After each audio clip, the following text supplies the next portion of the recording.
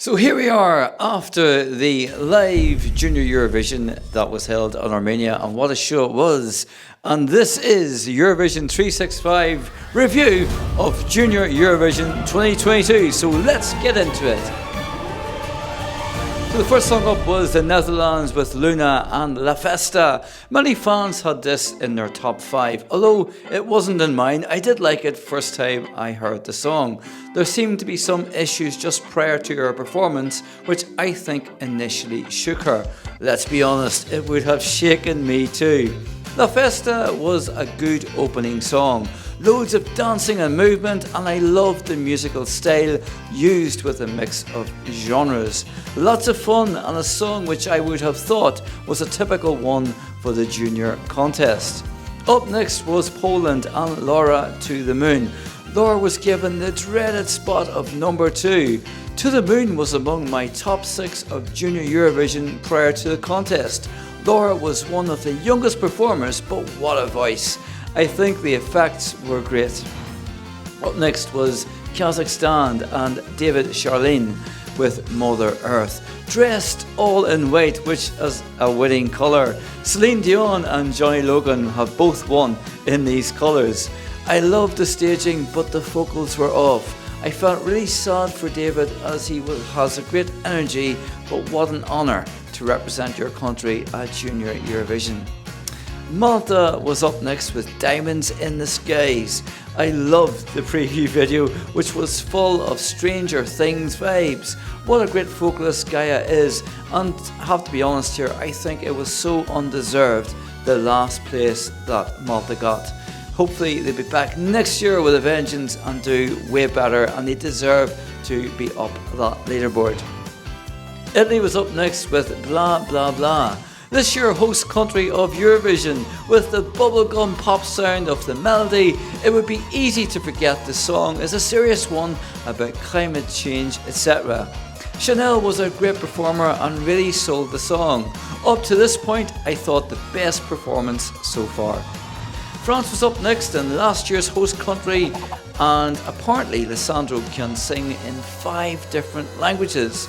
Oh My Man is an old-fashioned rock and roll sound, and there's no doubt that Lissandro is a confident performer. I liked the clicking fingers used to great effect during the performance, although I wasn't really sure that it would win. It kind of was one of those that passed me by, if I'm going to be honest with you. Up next was Albania, and I loved this song at the preview on my first listen. Ketchlin is a marvellous singer, and she stood alone on that big stage and gave a tremendous performance, I thought. The staging was really nice for it as well. The big favourite, Georgia, was up with Mariam Bigvava. I believe all I can say is amazing, amazing, amazing. Everything about that song was just, for me, perfection personified, and I was pretty confident that Georgia would be the winning nation. It sounded like a winning song for sure. Ireland, our own Ireland, and Sophie was up next with the song Solace. Sophie was given, I felt, a difficult draw position, coming after one of the big favourites even to win the contest. Going for her though was being drawn 9th, the same draw position as last year's winner. I think Sophie gave a great vocal, and the lighthouse featured in the preview was prominent in this staging. I really hope with this amazing result of 4th, I'm so proud and so happy of Sophie. I hope that RTE are taking note. We need to get back to our traditional roots. A nice Celtic song will always do well and seems to do well at the contest. So, I hope you're listening, RTE. Let's do this next time round. North Macedonia was up after our Sophie, and I loved the preview for this one as well. I love the melody of the song, and it's similar to the Netherlands in that it's a type of song I would expect to see at Junior Eurovision. There's a lot of styles compressed into one song, but I liked it.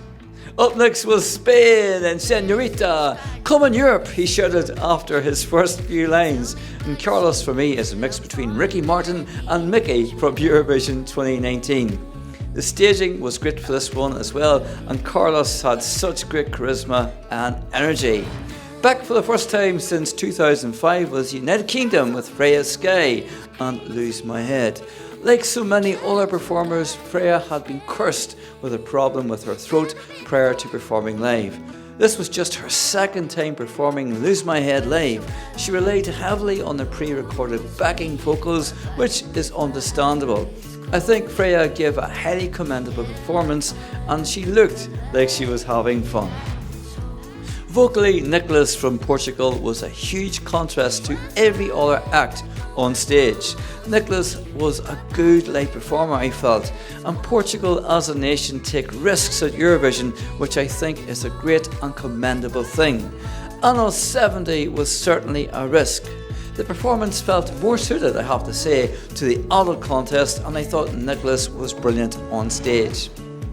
Up next was Serbia and Katarina Savic, and I felt so sorry for Katarina even, being unable to perform live today on medical advice. This was a favourite of mine in the preview. The performance for me was amazing. What a great singer Katarina is. The song and performance really touched my heart. I'd love to see her at the adult contest one day. By the way, get well very soon, Katarina. Armenia was up, the host nation was up, and dance! They've been in the top 3 7 times, and of course had the honour of representing the host nation.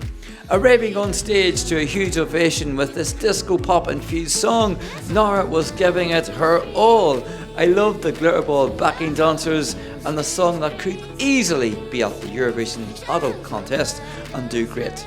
Loads of fun and really captures for me the ethos of Junior Eurovision. The final country then, and Unbreakable in English, from Ukraine. A solid and powerful vocal which Zlata co-wrote.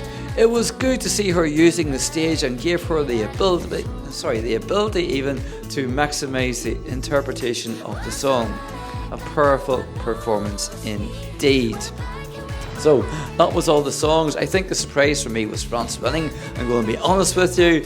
That being said, I congratulate Lissandro for doing so well. I also want to pay a huge shout out to Sophie Lennon from the north of Ireland here. She did amazing, coming forth with the best result for Ireland so far. And also to Freya Sky from the UK, who came 5th. Again, fantastic result for the UK, and I'm pretty confident they'll be back next year in France. So that's my thoughts. So I'd love to know what you think. You know what to do. Let me know in the comments below what you think.